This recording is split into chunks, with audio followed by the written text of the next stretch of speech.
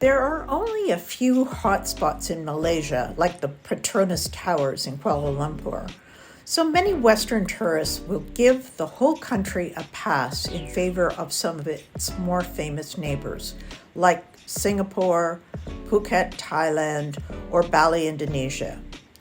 Don't let Malaysia's relatively unfamiliar status deter you from enjoying this beautiful and relatively inexpensive country. Hi there, Lifeshifters. Maureen Atkinson here, founder of Lifeshiift, a community that encourages purpose and adventure in later life.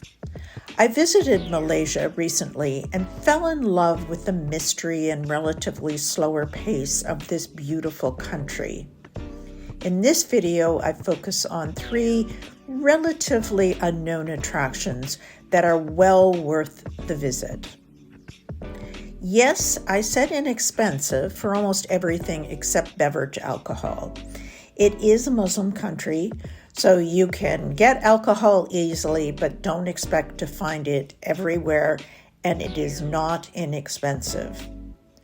While Malaysia may be officially Muslim, you can find a wide range of beautiful mosques alongside many Hindu and Buddhist temples and Christian churches due to its rich ethnic mix. First, let's start with Kuala Lumpur in the southwest. KL is the capital of Malaysia, and the most commonly mentioned attractions there are the Petronas Towers.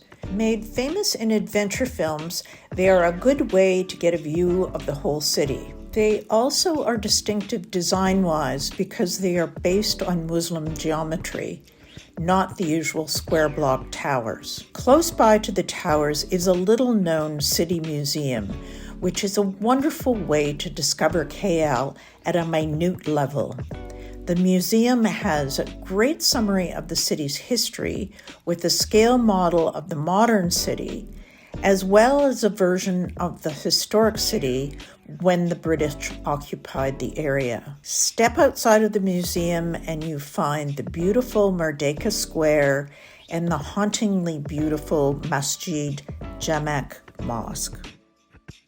Next up is Penang on the west coast of the country. This beautiful area started with the British fort of Georgetown, which still has some great historic features. Just outside of Georgetown is Penang Hill, which was a lookout for the British, but has become a fun adventure for anyone looking to get out of the intensity of Penang's built-up areas. Start by taking the funicular, a funny vertical railway up. If you are going on the weekend, get the first-class tickets if you can so that you can get on faster and get a better view. When you get there, walk around to see the city below you.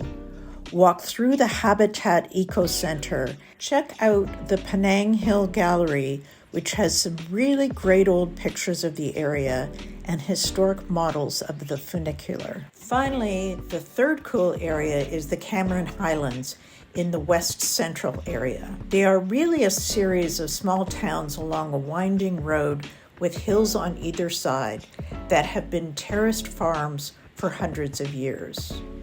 Many tourists come here to see the tea plantations, which were built by the British. But new to the area is Florapark. Florapark is the most eye-popping display of plants and flowers you will ever see. It started originally as a grower of flowering and decorative plants, but has become an attraction itself. It is well worth the visit and beats looking at tea plants. This place is definitely where you want to be taking those selfies. Hopefully this has inspired you to make sure you get away from the usual tourist stops when you go to Malaysia. You will not only find these beautiful places, but you will meet the wonderful Malaysians who are so kind and welcoming. If you are looking for more information on this part of the world, check out our videos on Singapore and Taipei. Don't forget to give us a thumbs up and press the subscribe button.